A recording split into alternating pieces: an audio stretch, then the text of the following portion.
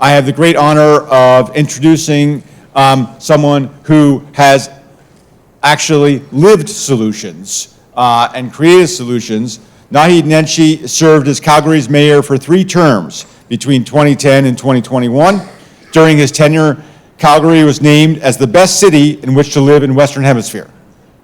Like, I could stop there, right? I mean, that's pretty extraordinary, getting better than that. But his leadership saw an unprecedented investment in quality of life, including transit, roads, recreation centers, and libraries, all the things we've been talking about, including the magnificent Central Library in Calgary. If you haven't been there, we've actually run a vote pop-up in that Central Library. It is indeed a magnificent public space. And he's done this while keeping taxes the lowest in Canada. His time as mayor also saw the city of Calgary through 4 states of emergency, including devastating flooding in 2013 and the COVID pandemic. He also became an international voice on urban issues and has spoken with audiences across Canada and the world, including the World Economic Forum in Davos, and we're very glad to have him with us here today. Naheed was awarded the World Mayor Prize as the best mayor in Canada, in the world. Sorry. That was, I don't know, well, my glasses were not working. And Maclean's once called him the second most influential person in Canada after the Prime Minister. So as impressive all this is, it's actually not the reason that we invited him here today. What is most impressive about his accomplishments and why we invited him here is both what he did, but also how he did it, how he succeeded both as a candidate and mayor. And so last night, David Frum painted a grim picture of how anti-democratic candidates in the United States and around the world win elections through politics of exclusion. Naheed has succeeded by building a politics of inclusion.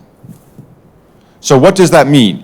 It means that during his very first race for office as mayor, Naheed reached out to people and communities that had not previously engaged in municipal elections, and voter turnout increased 20%. This is an audience that understands how significant and unprecedented that is. So before I call him up, I just want to remind folks, he's going to offer us some remarks for about 30 minutes. I'm going to be in a conversation with him for a few minutes, and then it's going to go to you for a Q&A. We have a Slido up here, so use that to submit questions and reactions. During it, we'll turn to that, and we'll turn to some questions from you. So, without further ado, Naheed Nenshi. Well, now that he said that, I figured I'd better start my timer, because otherwise you'll hear me for the next 2 hours. Well, hello everyone. How did the first day go? Great. Well, I know that your brains are probably filling up with lots of interesting things, and I will cure that by telling you a bunch of not interesting things, and we'll continue our conversation. But thank you so much for having me here. It means a lot for me to come here to the city of my birth. I was born at St. Mike's Hospital just up the street, and to be back here again at TMU. I feel like I must work at TMU these days because I'm down here a lot talking about issues that matter in the world. And let me begin by saying to all of you, Amba wastich, dada nastada, size etia, talse uju. Oki nitsugwa nitsuwano kabesto chispistis. So those are greetings in the indigenous languages of the place that I come from. The place where 2 rivers come together, the place where the Blackfoot, the Stoney Nakoda, and the Beaver people of the Tsuut'ina Nation have called the Elbow in their respective languages. People have been brought there for thousands of years by that water. Calgary is very dry. And so it is the water, the life-giving water, that has brought people to that land for thousands of years to hunt and to fish and to trade, to live and to love and to dream and to dance, to fight sometimes. Sounds like a city council meeting minus the live, love, dream, and dance parts. But ultimately to engage in that very real act, that very human act of building community. And that is what we continue to do today. So those greetings that I gave you, the mispronounced greetings in the language of the Indigenous people of the Great Plains of Canada, all kind of have the same meaning. They all say greetings to all my relations. And I love that. I love thinking about community as a tapestry in which we are all gathered together. By the way, it is also customary in those cultures when you say hello to introduce yourself. And so what you heard me say, because I'm sure you speak Blackfoot and Tsuut'ina very well, what you heard me say was that to my Tsuut'ina brothers and sisters, I am called Etia. It means always ready. And as anyone who has ever organized any event with me knows, it does not mean always on time. Now, the other interesting thing about First Nations culture on the Great Plains is that it is characterized by an extraordinary sense of humor in private and in public. And that sense of humor is really one of the ways in which it's expressed is you make fun of the high and mighty. So, or those who think they're high and mighty. So in typical Siksika Sitapi fashion, Elder Pete standing alone gave me a Blackfoot name that I cannot pronounce. And every time I try, great hilarity ensues. But it's something like Abestochis Pistis. It means clan leader, he who moves camp and the others follow. Now, I want to start there because I assume that over the last day and a bit, you've heard a lot of very depressing things. And it is a time where the zeitgeist is a bunch of depressing things. And oh, by the way, I'm going to spend the next 15 minutes or so telling you a bunch of horrifically depressing things. But I want you to think about something else. And in so doing, I'm going to tell you a story. So, as my colleagues from the city of Calgary know very well, in Alberta, there is only 1 week between the election and the swearing in of the new council and mayor. So that's a very fast transition. But in October of 2021, when I was in that transition week, I had a mysterious appointment come in my calendar.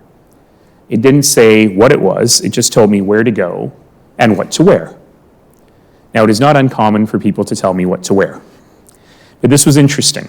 It said, wear your purple ribbon shirt, wear your thinnest pair of moccasins. To this day, I still don't understand why I had to wear the thin moccasins. And wear that rawhide jacket that Mrs. Starlight made for you.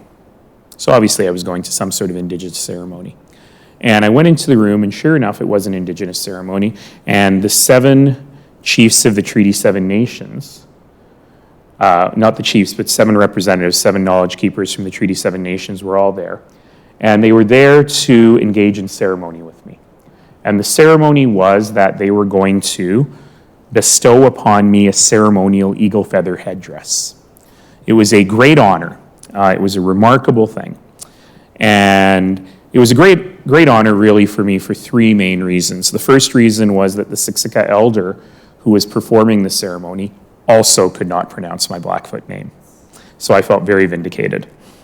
There's 3 nations and it's from another nation. The second reason, of course, is now that I have a ceremonial headdress, of course, I can go to any music festival in the world. So Coachella, here I come. Thank you for wondering whether you should laugh at that joke. It killed with the elders. The third reason, and perhaps the most important, was that at the end of the ceremony, I was chatting with one of the elders, kind of a mentor of mine. His name is Reg Crowshoe. I call him and his wife Uncle Reg and Auntie Rose. And I said, you know, Uncle Reg, thank you so much for this honor. This means a lot to me, and I will find a place of honor in my home to display this headdress. Spoiler alert, I still haven't done it. It's hard to figure out how to display a headdress. And he looked at me and he said, well, you can display it, but you know, that's not why we gave it to you. You actually have to wear it. And I looked at him and said, where? Because I just don't think it works at the Superstore. And he said, well, what I mean is you do have to wear it at ceremonial events, convocations, things like that. But more important, you have to spiritually wear it. And I didn't really understand what he meant. And he looked at me and he said, I think you've got the wrong idea here. I think you think this is a thank you gift. It is not. And he said, you keep calling it a ceremonial headdress, but in our tradition, that's not what we call it. Do you know what we call it? And I said, yes, because I was listening in the ceremony. You call it a war bonnet, but I don't really know why. And he said, well, because we give it to our warriors. And I looked at myself and went, I think you made an error. And he said, no, this is what you're misunderstanding. Because you see, yes, you have been a warrior for us. You've been a warrior for our people and for all people. You've been a warrior for justice and equity for everyone. But now that you've been given this, you have a greater charge. Because now you have to continue to be a warrior. You have to continue your work as a warrior for all people. And the reason I'm telling you that story is because that's what I want you to take away today as well. I don't think Uncle Reg would mind if I gave you that same charge. After these last decade, but particularly after the last 4 years since the onset of the COVID-19 pandemic, it's easy to feel beaten down, to be beaten down by government decisions, by public discourse, by angry citizens, and by all of the things that are buffeting us. So how many of you, and a lot of you are public servants in the room, how many of you after the last 4 years, be honest with me, are kind of tired? How many are kind of exhausted? I think we all are. But I'm here to tell you today to take Uncle Reg's words to heart. The stakes have never been higher. The fight has never been more important. And we are all called upon to be warriors.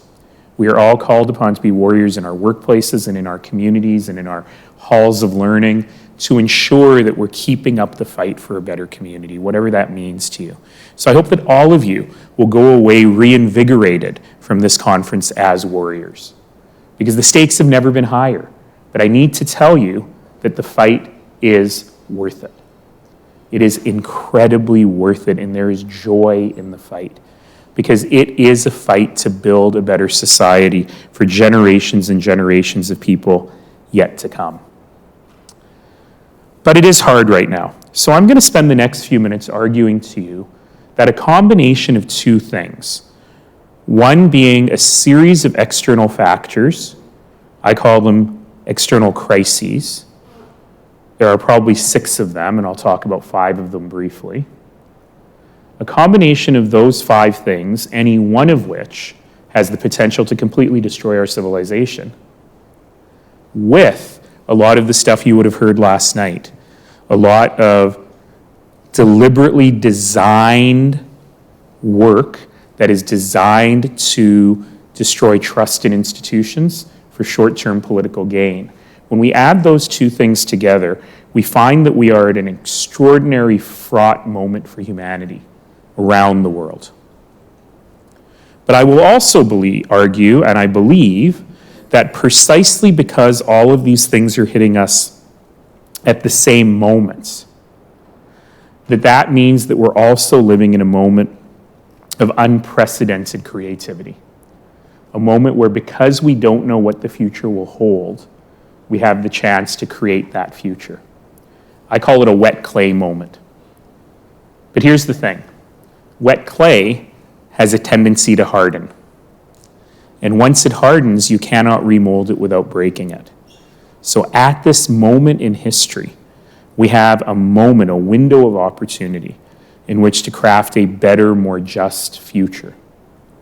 But we cannot squander that moment, because as you heard last night, there are many, many, many forces attempting to design this moment for their own future. Well, actually, most of those forces seem to be aiming for a mythological past. Make America great again. Well, for whom? Take back Alberta. From whom? Never answer those questions, do they? But ultimately, there are forces at work that, in the absence and the quiet of people who are trying to build better community, will prevail. And the question is, what do we do about that? And I know John is going to talk to me a lot about what we do about that in the conversation we have, and I'll touch on it now. But let me get to those crises. So I would argue to you that there are 5 or 6 crises going on in society right now, the scale of which we haven't seen before. I'm going to talk about 5 of them. There's actually 6. The 6th one is an incredibly fragile time in international geopolitics, with intractable war in Eastern Europe and in the Middle East, with the world community being closer to the brink of nuclear war than we've ever been, with the ongoing horrors going on in Gaza at the moment, all of it. Now, I'm not going to talk about that only because that's not what I know a lot about, and there's much smarter people who can talk about these things, but I do want to talk about the 5 perhaps more domestic things that we're facing, which are nonetheless international in scale. The first one, of course, is the public health crisis and the ongoing pandemic. It's not over, by the way. But the good news is that we learned so much in the last 4 years from the pandemic. So the good news is that because of what we learned, we've instituted universal sick leave for everyone so they don't feel that they have to go to work when they're sick. We've invested heavily in basic disease control mechanisms like better ventilation in public and private buildings. And we've created societal norms that say to people, making small sacrifices for the better good is something that we just do as a matter of course. Oh wait, we didn't do any of those things. In fact, we just closed our eyes and our ears and pretended that this just isn't going to happen again. Or, in the words of that wonderful Disney movie Encanto, a good pandemic movie, we don't talk about COVID, no. So, we are woefully unprepared for the next one. We haven't learned our lessons. And make no mistake, the next one is coming. We don't know when. It might be a new novel virus. It might be a new virulent strain of the COVID vaccine that escapes vaccination, especially given that our booster rates are so very low. It might be H5N1, the avian flu. And just for fun cocktail party chatter for all of you on that last one, the avian flu is anywhere between 30 and 300 times more fatal than COVID once you have it. Good news is there are vaccinations. There's a flu vaccination, and it's quite effective. And of course, we've created a societal norm that vaccinations are good. Oh, never mind. But here's the thing that will scare you. Think about when you got your last flu vaccination, which hopefully was this season. When you got your vaccination, you were asked by the person delivering your vaccination, are you allergic to, does anyone remember? Eggs. Do you know why they ask you if you're allergic to eggs? So the flu vaccine is incubated in chicken eggs. Stop and think about that for a second. There's a reason it's called the avian flu. And for it to cross the species barrier would probably mean it was being opportunistic because there were no more chickens. So if you want a chicken and egg problem, this is a very significant one. The good news is, on this case, we are in fact stockpiling lots of H5N1 vaccine around the world. But these are the things that we're woefully unprepared for. I'll go on quickly. So the first one is public health. The second one is mental health and addiction. So you all know the headlines. You know how many people we are losing to opioid drug poisoning. Don't say overdose, say poisoning. Overdose implies that you just took too much. But in fact, there are drugs for which any level of usage is unsafe.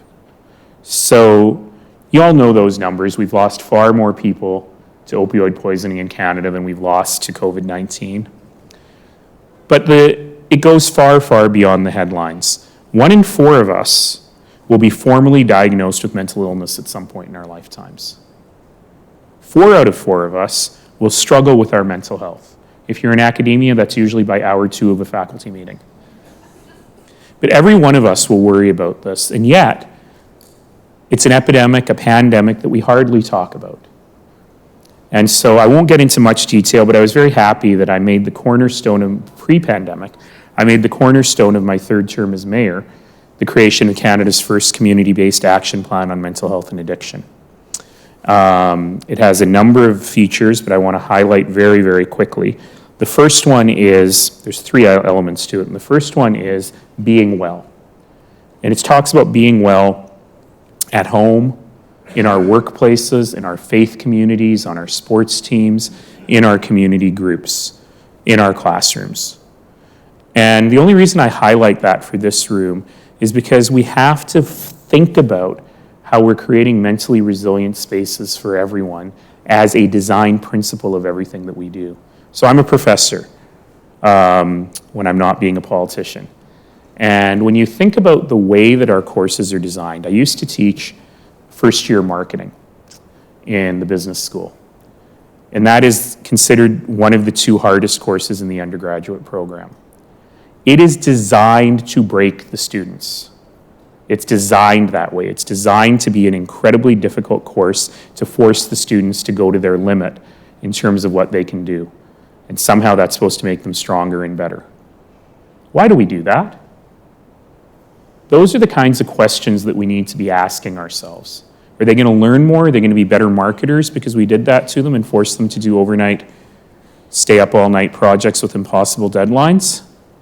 Why do we do that to doctors in training? So how do we create better, more mentally resilient communities in all of the work that we do? The second is getting help where, when, and how you need it, ensuring that the help that we require is available. And the third is staying safe. People suffering from mental illness and addiction deserve to be safe, and people who encounter those folks in the community also deserve to feel safe. And that means we have to fundamentally rethink how we do policing. We have to fundamentally rethink how we do enforcement and the kinds of work that we do, and combining that enforcement with the ability of people to get the help that they need. So a real brief example, I used to do a thought experiment in Calgary where I said, imagine if someone you love is going through a mental health crisis and you phone 911 and you hear 911, police, fire, or ambulance. Well, which one do you pick? Probably not fire. But if you pick ambulance, you know that the paramedics might stabilize the situation, take the person to an overcrowded emergency room where they will wait hours and hours and hours in an unsafe environment, perhaps having a psychotic break. They might be admitted for a 72-hour psychiatric hold and then thrown back out into the situation that caused the situation in the first place. If you call police, if you're lucky, that might stabilize any danger in the current situation. But sometimes the presence of a uniformed police officer is the most dangerous thing about the situation. What do? So I always said, can you imagine if we lived in a community where you called 911 and you heard police, fire, ambulance, or mental health? It was a thought experiment.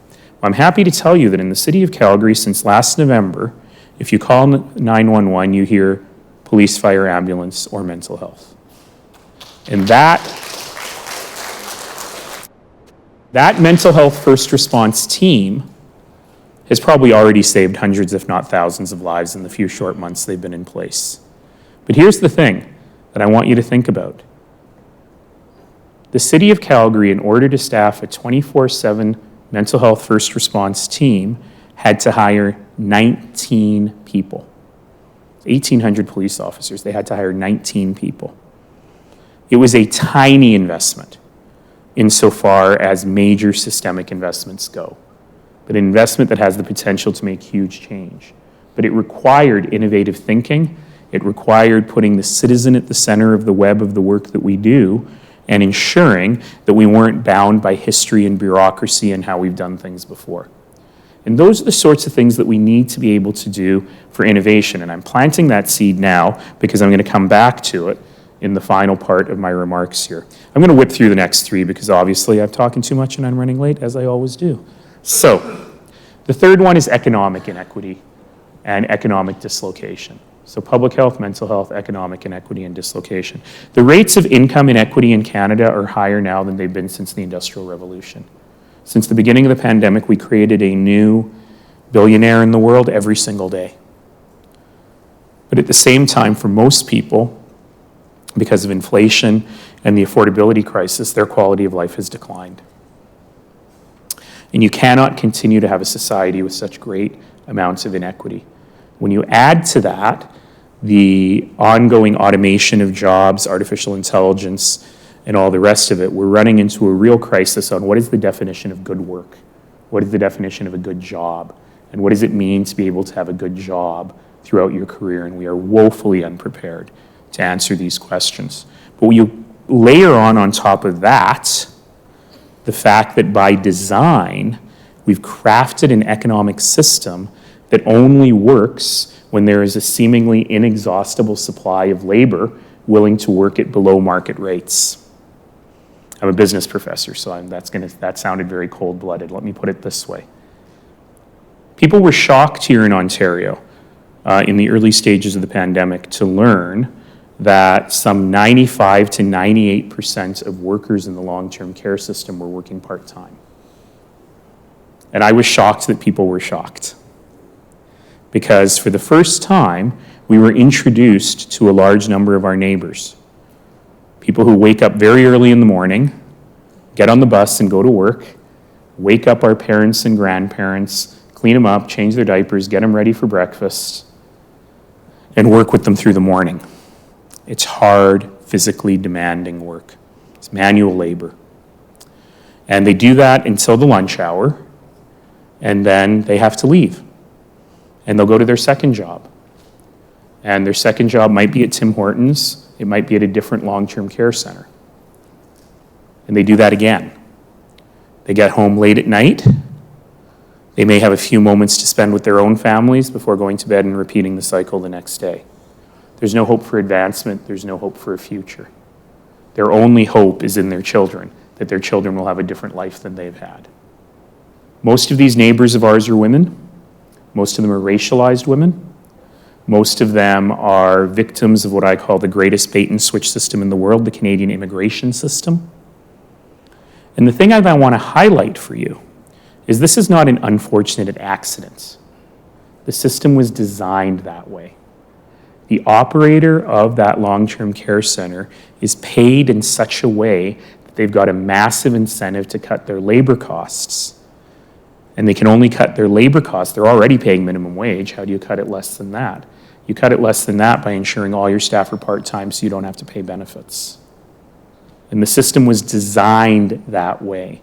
The system was designed either by malice or more likely by indifference to understand that there's probably an inexhaustible supply of young and older Filipino women who will come and fill those jobs.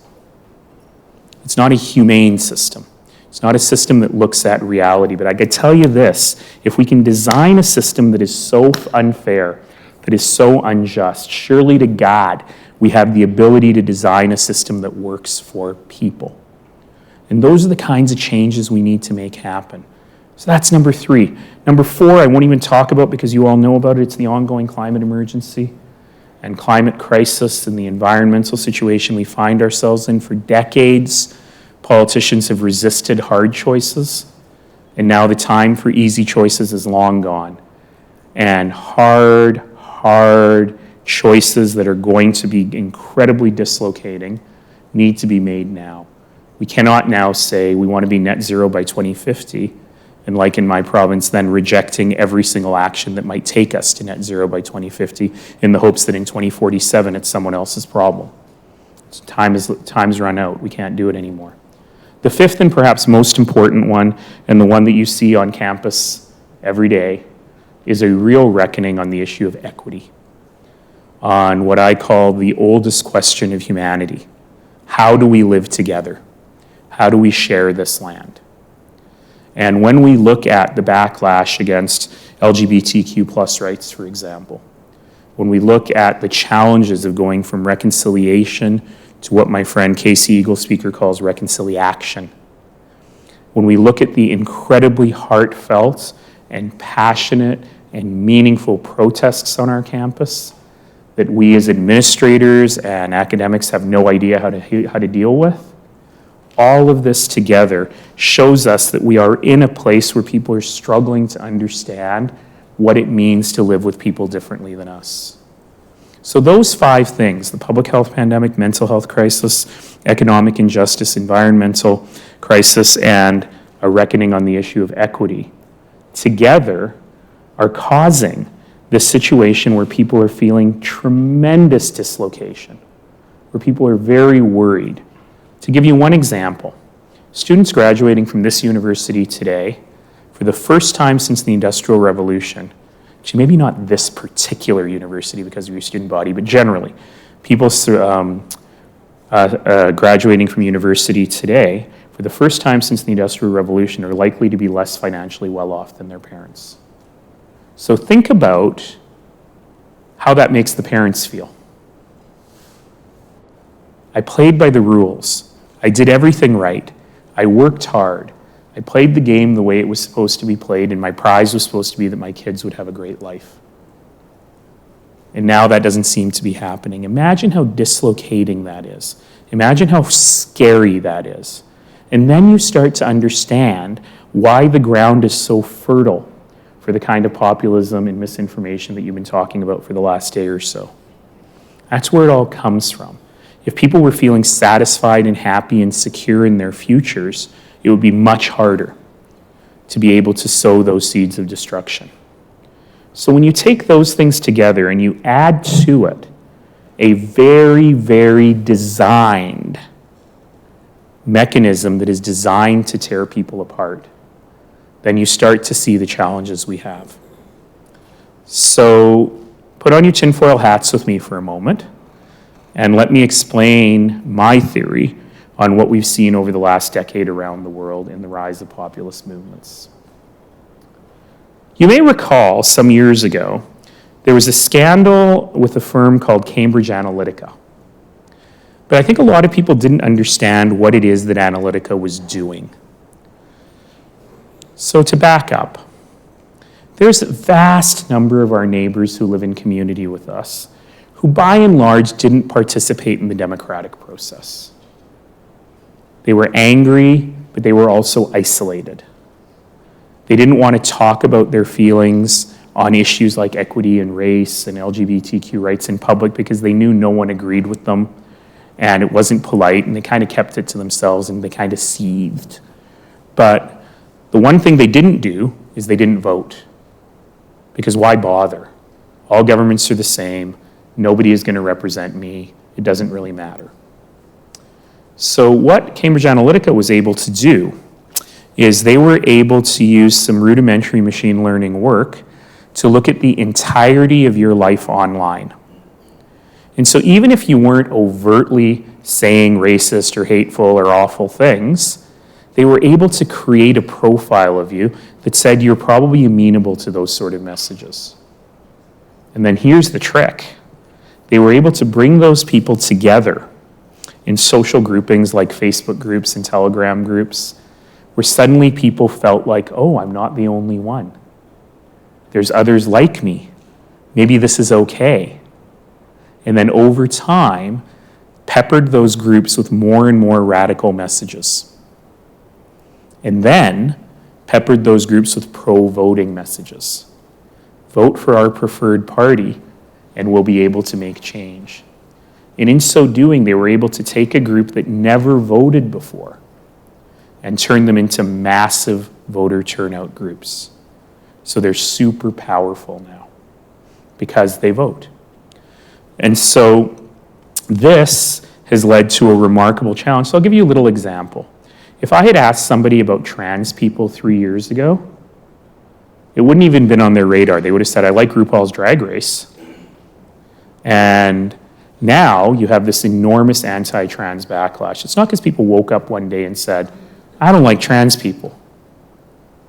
Trans people are pedophiles. Drag queens reading to kids in a library are a huge challenge. This is all manufactured. And who knows what the next target will be. So that's the depressing part. And I've got about 3 minutes left to make you less depressed. So here we go. The good news is that there is extraordinary opportunity for hope. But it requires people to engage. The players make the game. And so together, we have to be able to engage in these conversations with our neighbors, at the political level, with our communities as a whole. And you know, this is a strictly nonpartisan conversation, and I agreed to do this before I made the crazy decision to get back into politics. But I want to highlight that it is possible. If you look at the recent election in Manitoba, this should be something that academics are focused deeply on. Because what we had was a textbook case of the new politics, of the new populist politics, and of a transcendent politics. that really didn't talk so much about policy, but talked about hope and community and what we could build together. That guy won, but by this much. And so understanding whether there is space for these kinds of conversations, whether it is possible to be able to bring politics back from the brink into that conversation, is what we have to be focused on now. And for example, if we just talk about voter turnout, and John mentioned that in my introduction, I was very proud of the fact that we had record high voter turnout in that 2010 election, 56% in a municipal election, which is pretty extraordinary. But that has been maintained in the 4 elections since in the municipal race. That's awesome. But remember that what Cambridge Analytica was doing was also increasing voter turnout. And so using a simple metric like that is not really the right answer. And a lot of folks say, if people vote, they become engaged citizens. I would argue the opposite. Engaged citizens are the ones who vote. And so our job needs to be to build citizenship at every level, to help people remember their role in the community. This is not a left-wing or a right-wing argument. It is an argument that says we need to encourage citizens to understand that they do live in a community, that they do live in a society, and that their actions have impact on the overall society. This morning, late last night, there was a terrible water main break in Calgary. And so this morning, Calgary is under a critical water alert. No showering, because it just happened to be a perfect storm hitting in the worst possible place in the water network. And I was listening to the press conference this morning, and as you heard, Calgary had 5 states of emergency in its 136-year history when I became mayor. And lucky me, I was the mayor who declared all 5 of those states of emergency. So correlation does not imply causation. But this morning, I was listening to the press conference on my way in this morning, and I heard the chief of the Calgary Emergency Management Agency, who is someone I worked with a lot. And by the way, it was really cool because in the press conference, all of the people managing the emergency were women. But the Chief Henry, Sue Henry, said, and it was straight out of our playbook, it is now time for us to make small sacrifices for the common good. And it occurred to me, I've said that so many times when I was mayor, and then it occurred to me how out of fashion that is, how you never hear that kind of language anymore. But at the same time, I know very well that everyone in Calgary is foregoing a shower this morning because they want to make sure there's enough water for the fire department to use in case there's a fire. Small sacrifices for the community good. And I remain deeply optimistic that citizens will be able to grab this wet clay moment that we'll be able to use. And by the way, change doesn't happen because handsome ex-politicians, new politicians, make speeches in school auditoria. I'm sure that happens somewhere. It happens because we make it happen. Everyday people make it happen.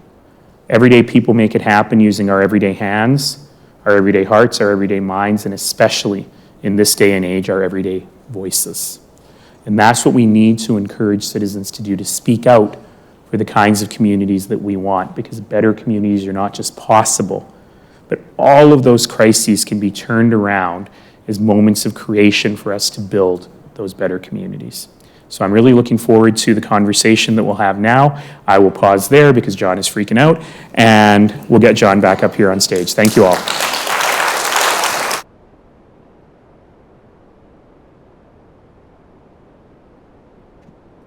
Thank you very much. So clearly, we have an easy task here. We just have to solve 5, 6 problems to address and create a world where we can have a healthy democracy. I feel energized already. But no, I think, as we've already been discussing, there are foundational challenges that undergird our democracy and make it challenging. And I think that's an important reminder of those. But I want to turn now sort of on the note you ended on and towards the solutions, and just begin with something that I have found inspiring. There's so many things that happened while you were mayor in Calgary about how we engage our communities. But one of my favorite things that you did was the Engage Bus. Love the bus. So if you could talk to us a little bit about what the Engage Bus was and, what role we might take inspiration from today and have our own version of that in our communities. Sure. So to back up a little bit, as you have probably surmised in the last little while, I'm not that bright. And I only have two answers to every problem, and it's the same two answers to every problem. And the two answers are, take a system-wide view of whatever you're trying to solve. Don't solve this problem, but understand this problem in the context of the whole system. And number two is put the citizen, the person you're trying to serve, at the center of your web, which sounds very basic, but too often in government, we actually, if we stop and think about it for a minute, we realize that we're not serving the citizen, we're serving the squeaky wheel, we're serving the bureaucracy, we're serving the history, we're serving, but we've always done it like this, we're serving, but we tried that 10 years ago and it didn't work.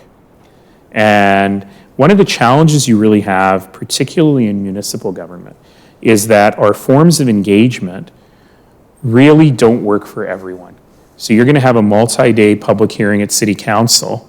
Well, that automatically excludes anyone who doesn't have childcare. It excludes anyone who can't take a day off work. Or if you do them in the evening, it excludes shift workers who work in the evening. And you typically get people who have an axe to grind or a particular strong point of view, and particularly people with privilege, the privilege to be able to come downtown for the day, to be able to participate. And so one of the things that we've been working on in Calgary really for about the last 20 years or so is how do we broaden our scope of engagement? And some of that is using technology, but again, now we're behind on how technology is actually being used in these ways. But there's also very low-tech ways to do this. So one of the number one rules of politics, which should be a rule more generally in government, is don't expect people to come to you, go to people where they live. And we can talk more about how we deal with that online. The Engage Bus we started because we were doing a major consultation on the future of the transit network in Calgary. And look, I love public transit. I love trains and buses, and when I travel, I like to take the train from the airport and figure out how the transit works, much to the annoyance of the people I'm traveling with. And when I worked for the City of Calgary was full of people who knew about networks and fare optimization strategies and marketing, and it was full of people who knew how to drive buses and trains. But between us, we weren't really the experts. The expert was the person who takes transit every day, because she knows how the system works, she knows how it could be improved, and how things could be better. So one of our questions was, well, how do we engage the users of the transit system? So we created this concept of the engagement bus. And the idea was, while you were waiting for your bus in the morning, instead of your regular bus, you might find a very colorful bus that came to your stop, filled with sticky notes and things, and very eager city staff that would talk to you. And that day you got a free ride. But in return for that free ride, you had to talk to the city staff about the future of transit. And this works so successfully that we've used that Engage Bus all the time for other things. Consultations on the city budget, consultations on the future of park space, and so on, because it gave us an opportunity to go to people in their everyday lives. Even in the public health crisis, of course, the engagement buses were repurposed as vaccination buses. Again, going to people where they live. And it sounds like such a simple concept, but it is a tremendously important one. And in bureaucracies, it's very, very easy. In fact, I think the engagement bus isn't there anymore. And it's very, very easy to lose track of those simple ways of getting to people. You know, if you want to know about the future of park space, go hang out in the parks and talk to the users, but also figure out a way to talk to the people who cannot use the park because it's not convenient to them. And that's the critical piece here, is really figuring out how you get to people where they live. Yeah, and if anybody we've worked with knows I'm a huge fan of sticky notes and going to where people are. Let me tell you one quick thing, which is I was a panelist this year on CBC's Canada Reads. And the book that I was championing is something anyone in this room has to read. It's called Denison Avenue by Christina Wong and Daniel Innes, and it's a story of Toronto's Chinatown. But the best part of the book, for people in this room, is the story of the public meeting. And the protagonist, who doesn't speak much English, who's an elderly Chinese woman, goes to a public meeting about the future of her neighborhood. And the city staff who are there are so well-meaning, they're so kind, and they are so off the mark. You know, they're saying things like, what do you think about mixed mobility modes? What about the network fabric and how that's working? What do you value in your community? And really the people who were there, first of all, they don't have translators in Chinatown. They're using language that goes well beyond people's heads, and they're not really engaging people on the question of what matters to you. And you know, the protagonist is thinking, but she doesn't have the words to say it in English. I want a place where I can afford to shop. I want a place where I can get food that I like, where I see faces that I know, and where I'm comfortable as a senior in walking. But these are not the questions that we ask people. And I think that's the critical thing about this engagement. Yeah. Well, I think engaging people and asking them, and even just asking to listen, is such a powerful tool to build community. And that's one of the things you have done, is actually use democracy, used both elections, but between elections, engaging people to build community instead of dividing community. And on social media, you know, back in the day when we all thought social media was a positive force for democracy, you know, you did an incredible job of using it to share your vision for the city of Calgary, for the province. But how did you use it to engage people and listen to hear from them? I like your use of the past tense there. So when we launched that first campaign in 2010, and social media was relatively new, my campaign manager at the time, still my campaign manager, famously said, while other politicians use social media like a television, we use it like a telephone. So in other words, instead of broadcasting to people, we're using this as an opportunity to engage in a conversation with people. So for many, many years, I was the only one who had the Twitter password, and at night when I started replying and talking to people, that was me. But after a while, after many years, we realized I just couldn't do it anymore, and we went back to a very traditional broadcast mode.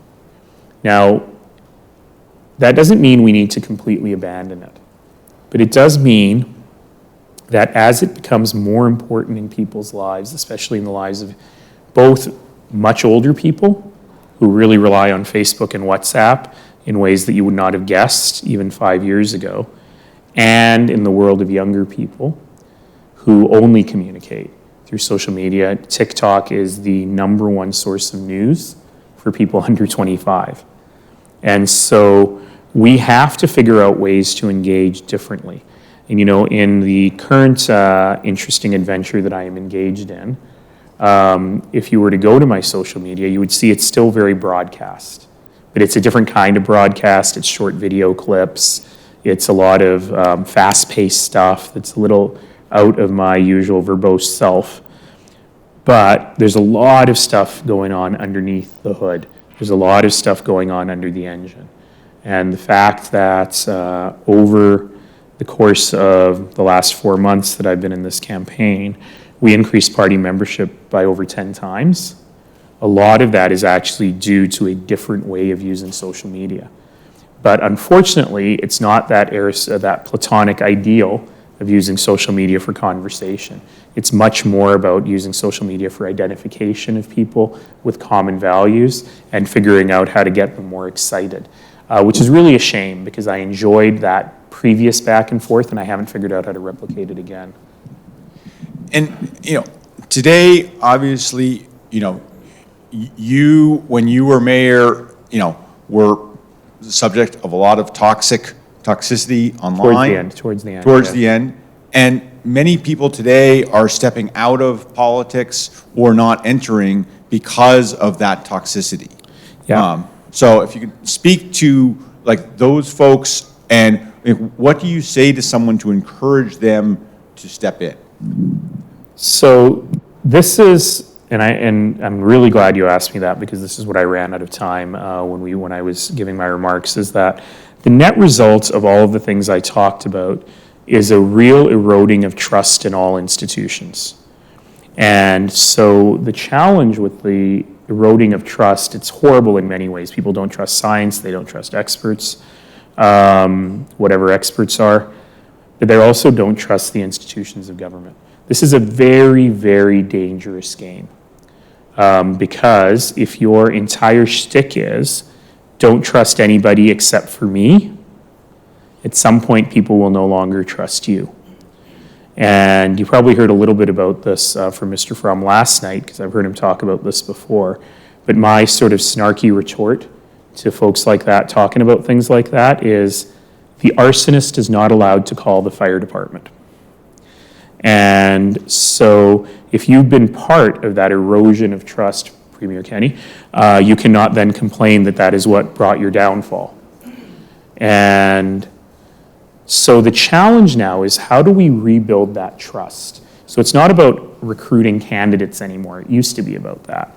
But now it really is about fundamentally rebuilding that trust in the community. And that starts with building more engaged citizens. So my friend Stuart is here. And one of the things that he did with me at the very beginning of my time as mayor is I asked the question, how do we rebuild civic engagement?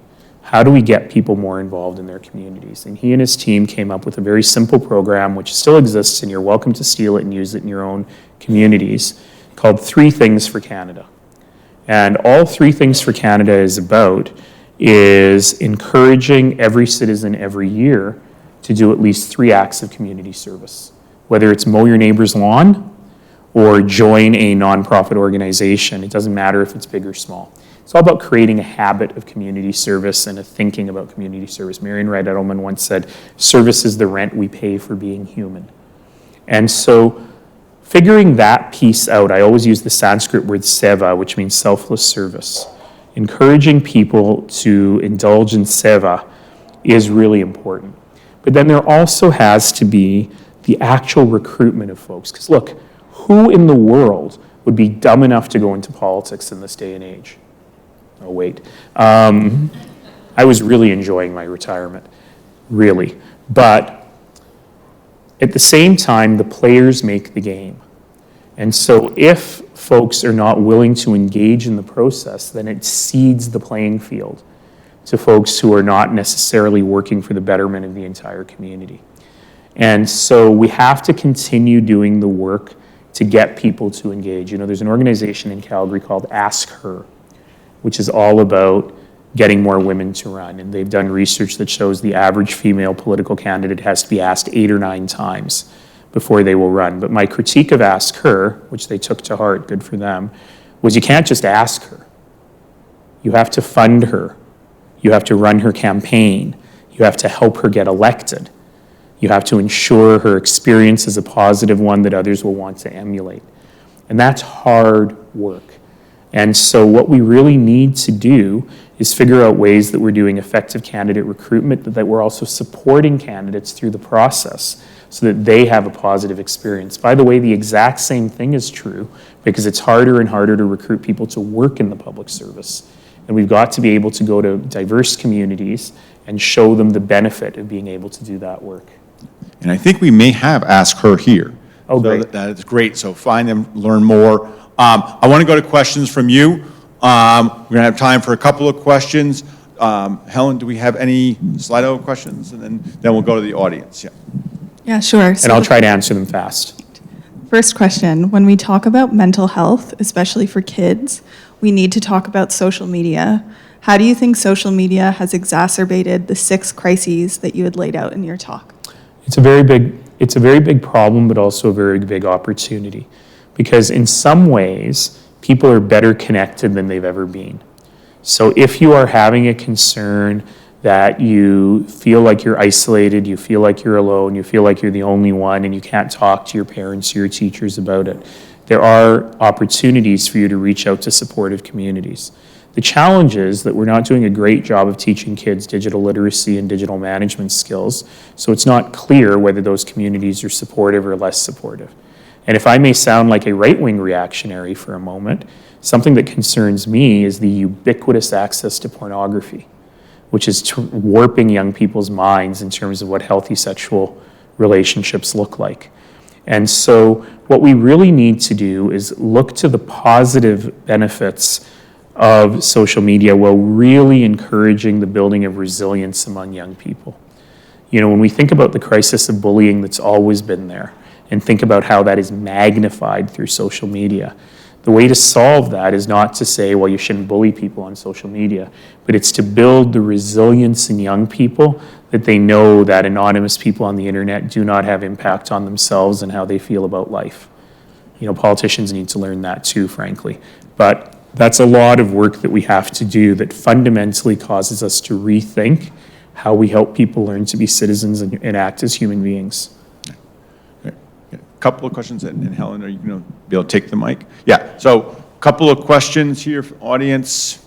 Yeah, right, way in the back. We can, Helen, do you want to turn the mic up? If you just come to the aisle there, we'll do a question here. And do we have one more question from the audience? You're all awed. Thank you so much for those truly insightful comments and perspectives you shared. This might be a bit of an unfair question, feel free to call it that. To build up off of some of those insights, I like the theory about Cambridge Analytica, what it did activating people into the system. But later on you talked about it's the players that make the game. In this case, I'm going to take that as the politicians. Who's leading the push now? Are politicians simply responding to a base or voters out there that have now been activated with these intentions? Or are they the ones now shaping the discourse in these destructive directions? And how do we break, however you see that cycle, how do we break it? Just to say I'm coming from a place of optimism, founded or unfounded, normative or not. I met my spouse on the bus. I love what you're talking about, public transit. You know, now that these people are engaged, do we want them to be disengaged? Do we want them to go back and disappear? Or do we want to see change? Such an important question. Yeah, thank you. It's such a good question because you're asking the exact right thing, which is how can you in the same breath, Nenshi, say we need people to be more engaged, but not those people? You know, that's not how this works, right? And one of the challenges that we have right now is that the concept of empathy is extremely hard. And empathy right now is extremely hard because those people crazy. They don't listen to reason. They don't listen to science. They're so stuck in their own heads and they want to force us to be like them. So now when I said that, I want you all to be honest with yourselves. Who did you picture in your mind? I know who I pictured. They currently are taking up camp in a ditch outside of Lacombe, Alberta. But many people, when I said those exact same words, would picture drag queens reading to kids in a library. And so, what we really need to do is understand that democracy is messy and that civic engagement is messy, but that the answer is not to disengage and disempower people. Now, certainly there are probably people on the ends of the spectrum that probably are irredeemable. They're incorrigible at this point. And by the way, when I say that, I want to highlight that I'm not suggesting there's a moral equivalency here. You know, the people on one side want you to be nice to everybody no matter how freaking weird they are. And the people on the other side, you know, want to overthrow the government by violent means if necessary. Those are not the same thing. But at the same time, the vast majority of people just want a better life for their community. And what we have to do is ensure that they see a mechanism and an avenue for that. So again, this is not a partisan event, and I don't want to be partisan in any way, but I will tell you that when I decided to get back into politics 4 months ago, I was very nervous about this exact issue that you're raising. I was thinking, geez, are the kind of politics that I do completely out of style? Is the appealing to people that we can build a community not going to work in today's political environment? And I was quite scared about it. But then I also said, as I always do, the players make the game. And if no one is there even trying it, then what do we do? And so that really was my thinking about getting back in. Now, I've been super excited about what I've seen over the last 4 months because we've seen an enormous group movement of people, and especially older people and younger people, My rallies are a mix of, 18-year-olds and 85-year-olds, mostly 85-year-olds. But the fact is that those folks are coming up to me and saying, I'm so disgusted by what politics has become, I was willing to give up completely, but you've given me the opportunity to think that something better is possible. So the real problem with populism and authoritarianism is that it encourages us to think small, to think about ourselves and our families, and to think that everything is so bad that we have to take a defensive posture. We have to defend every single thing that we've got and hold on to it really tightly because it could get taken away. And so in my mind, what politicians and pressure groups and citizens as a whole have to do is encourage ourselves to take the risk of opening our hearts and minds up to newer and better ways of doing things, which may mean that we might lose some things, but we will gain infinitely more. And so then finally, to answer the first part of your question, the politicians started this. Their base has now run it, and most politicians are finding they can no longer control that base. And I never want to control citizens. That's not my goal as a politician. But we have to ensure that the citizens are well informed and that we are speaking to their morals, their values, and their ethics in a way that is ultimately community building. That is a great note to end on. So thank you very much for joining us. Thank you all again. So now we have the community building part again over food. We have, for folks who are here for the CDEM lunch, that's going to be in the CPA lounge. That was yesterday. All right. I'm behind the times. All right. But we do have a networking session today that's going to be, again, to all the folks who are here building communities, who are here, building on this kind of message. There's going to be a session, so grab some food, check that out, and then we'll see you back this afternoon.